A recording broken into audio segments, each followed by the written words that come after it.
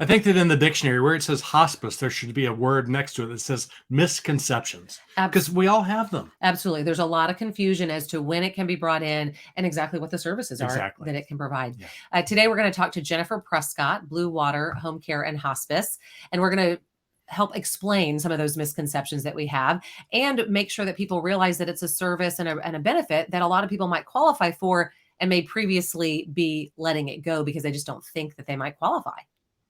Thanks for having me. I'm really excited to be here. So let's just start with the first, I think, first misconception is that people think it's a place you have to go versus, but it's really more of a service, although it can be a place too. Exactly. So hospice is actually a service and it can be provided in your home, a nursing home, a memory care, assisted living, wherever your home is. And when might we qualify for it? And I think that's the thing that I've learned so much from learning from you is just that a lot of people just assume they're not. It doesn't mean that you are your life expectancy is 6 weeks or less. It can be a service or a benefit that you can use for years potentially. Exactly. So that's one of the biggest misconceptions is, people hear, 6 months or less. And so one of the first things we want to do is we want to sort of back it up a little bit. And we want to look at, what are some of the things that are changing in a person's life? So are they, maybe they were seeking aggressive treatment, maybe they had cancer and they're no longer, getting any more aggressive treatment, or the physician says, you know what, we've kind of, hit the wall. We're not able to have any additional procedures or chemotherapy or radiation. It may be time to consider hospice at that time. Some of the most common things are, we're seeing a trending down as we're all aging. I mean, I don't know about you, but we're all aging, so I can't turn this around. None of us can. But one of the things that we see is that, maybe, some seniors are having falls, they're having infections, they're having frequent hospitalizations or emergency room visits. This happens to a lot of us. We see our loved ones, really have this slow decline. Maybe they're having weight loss. And then what we find is we want to encourage a conversation with the physician or your nurse practitioner or your physician's assistant, and even sometimes they don't have all the answers. None of us have a crystal ball. So some of the things that Medicare wants to look at is they want to look, have we had a change of condition? Have we had a change in functional status? Those are some of the things that we look at to sort of indicate that it might be time for a conversation about hospice care. Do you find that we have to ask our doctor for hospice, or does the doctor usually recommend it to us? Unfortunately, in my experience, I've been a nurse for 27 years and I've been doing hospice for 17. I can tell you the majority of the time it's the families that need to bring it up, or maybe it's the home health agency that's been seeing the person and noticing that they've hit a wall, they've hit a plateau, that they're not continuing to improve. And so that's why it's so important that this group is so great, because it's an opportunity to ask questions. And the great thing about hospice, and people think that you have to have an order for hospice services. Well, you have to have an order to actually come on hospice, but you don't have to have an order to have a hospice professional come to your home or have a conversation with you. There is no cost to that. And it's an opportunity for us to, come and learn a little bit about your loved one, see what's been going on and see if maybe, there's some indicators that they may be appropriate for hospice services. Yeah. And then at that point, the hospice agency could then reach out to the doctor to get the order if it's needed. Absolutely. And so that's the next process. So, we usually sign a piece of paper, a consent for some information. We'll send that to the physician, the treating physician, and then that doctor or nurse practitioner, they can write an order for us to do an evaluation. And what happens, 9 times out of 10, when we go do an evaluation, we bring that person on hospice services, but there is sometimes that they're not quite appropriate. And what's great is that, I would rather, I'm a planner. And so I don't know about you, but I like to plan ahead of time. And so it's really great to have some relationships in the community first. And again, that's why it's so great, the Parenting Aging Parents, website and support groups and all the things that y'all are doing. It's such a great opportunity for people to share information. And that is, for me, sort of the best way to find out what are those best providers in the area, is to have conversations with people in the community about, who are you using? Who have you used? What's going well, what's not going well, because you want to make sure that you're picking a provider that's best for you and your family. And I like the evaluation process because I feel like if I call Blue Water Hospice and I say, I need you to come, my mom needs hospice, and I have to have a list then. It's like, oh, I need you to do this and this and this and this. But I don't have to do that because you're the Mhm. experts and I have to trust you. Exactly. You don't need to do anything except for pick up the phone. We Mhm. have a lot of phone calls that just come to our, our phone, and they just want to know a little bit about what qualifies someone for hospice, Mhm. who pays for it. I know we're going to talk about some different things today. And so it's just an opportunity first for us to do a little bit of fact finding. I think Mhm. it's, one of those things, you don't know what you don't know. And so it's an opportunity for us to gather information and then go out there and do an in-person evaluation. And so it makes it a situation where, and if we feel like over the phone that we have to do an assessment, we Mhm. do get an order for an assessment, but we don't have to have an order just to have a conversation, even Mhm. in person. To see if your parent might be at the level where they might qualify. Exactly. And even pre-planning, we have a lot of folks that are on palliative care. And so maybe they're getting chemotherapy, radiation, they're getting a dialysis as one of those other things, Mhm. but they just want to plan ahead. They want to have a provider in their back pocket. So when the time comes, they're able to, easily transition to hospice services. The worst thing for us is when we have a patient or family on service and they're only on service for a few hours or a few days, but because they don't get the opportunity to really have that full hospice experience where Mhm. this amazing multidisciplinary team comes to care and sort of surround the person, with so much love and focus on, what do they want their last hours, days, months, and even sometimes years Mhm. to look Wow. like. Can you give us an idea of when you're on hospice services, what that includes or what that Absolutely. adult would be getting? So I tell people all the time, Medicare has the best benefit, and that is the hospice Medicare benefit. And so some of the services that are provided are a nurse, you have a social worker, chaplain or spiritual support, you have a bereavement program that covers the person's family Mhm. or loved ones 13 months after the passing, which Wow. is so great. They're able to come into the home, they're able to, Mhm. do support groups, they're able to do phone services as well. We're even able to have certified nurse assistants come out to the home and provide bathing, dressing, grooming, very, very safe care that really can make a huge difference. There is no extra cost to the family member when they utilize the Medicare hospice benefit. And there's also a physician as well. And families have the opportunity to choose if they want to use their own physician or they Mhm. could use our medical director. And Yeah. so that's an option. They can choose what they want. Our medical director, I worked with her for about 10 years, and she's amazing. And all she does every single day is hospice and palliative care. And so I Mhm. feel very comfortable with her caring and supporting for our families, in the homes and wherever they live.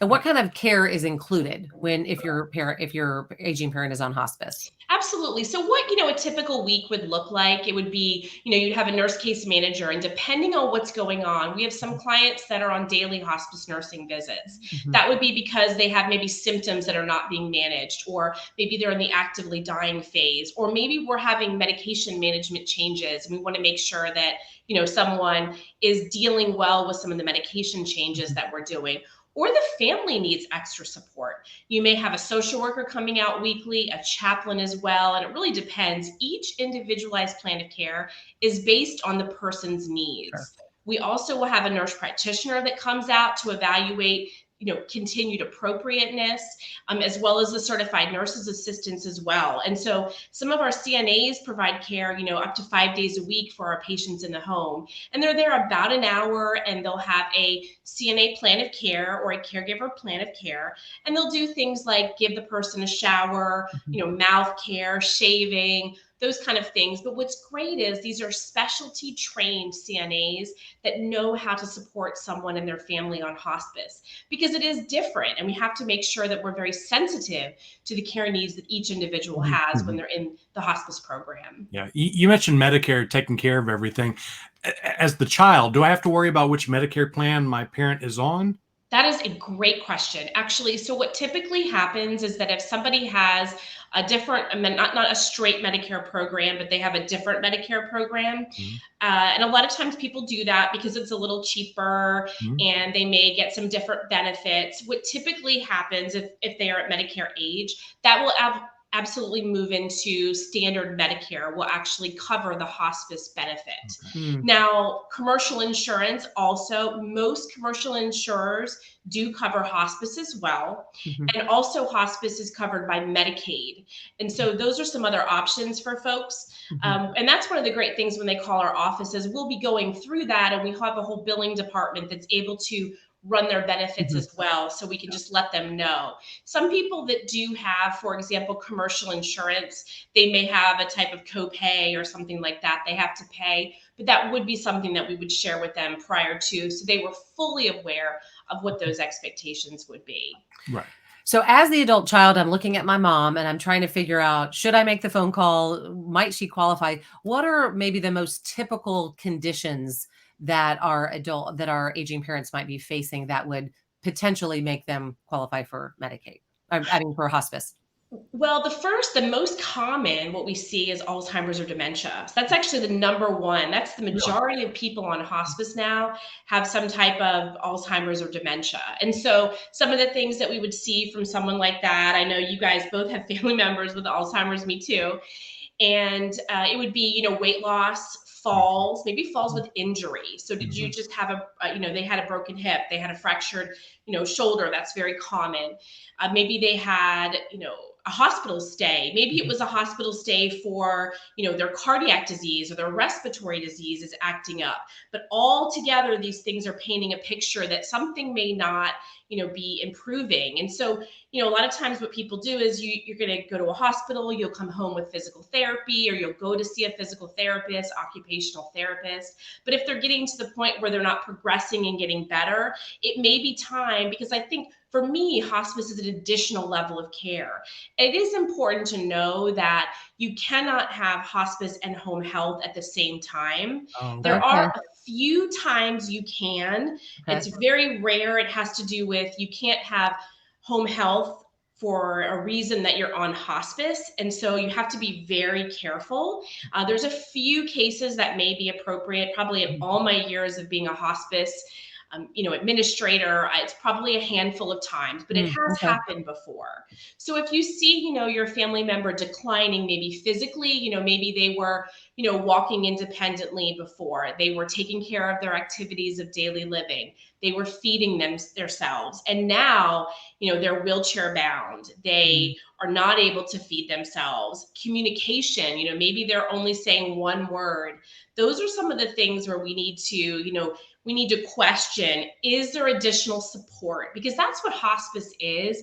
It's a service, it's support, it's more eyes on your person that is maybe in a facility, for example. We're not able to be, with our loved ones all the time, unfortunately. And it's really nice. Family members tell me all the time when their loved ones are in maybe a memory care, and they're like, gosh, we really love having Blue Water Hospice because you have the nurse going there and checking in, and they're calling the family. You have, the social worker, the chaplain, you have the CNAs going 2, 3, 4, 5 days a week. And again, those just extra eyes, so that, Mhm. when a person has maybe a slight change of condition when they're on hospice, we're able to identify that very fast and maybe put them on antibiotics or Mhm. something like that to avoid, a fall, a hospital stay, a urinary tract infection that goes, throughout the body. So it really makes a huge difference. Yeah, Yeah. UTI was one of the ones that I think I was thinking of, is that maybe rather than having to go to the hospital for that,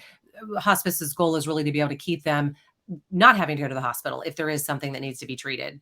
And Yeah. that happens all the time. I mean, just this week, we had a family member that called in, just during the day and said, hey, my husband's having a change of condition.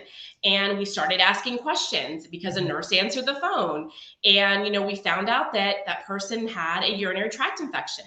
We were able to get them on antibiotics. We're able to get a urine culture. These are things that may take, a minimum of a few hours to days to actually get them treated. Mhm. This way, it's really easy for family members just to call us on the phone. We're able to send a nurse right out there and get them started on a medication. And it really can avoid excess hospitalizations. Yeah. If you've got a loved one that has, any type of memory issues, being in an emergency room or being in a hospital is a very, very Mhm. scary place for Oh, that sure. person. Yeah.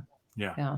So I guess just to kind of summarize, I think is the best way to sort of think about hospice is that your loved one isn't necessarily not going to, it's not that they're not going to get better. They don't necessarily, they're not actively, like, we don't have to think, okay, we think that they're going to die in it within weeks, but it's more of the fact that they're not likely necessarily getting a lot better, but this helps maybe sort of be able to enjoy whatever that time is, whether it's months or even years that you can be on hospice.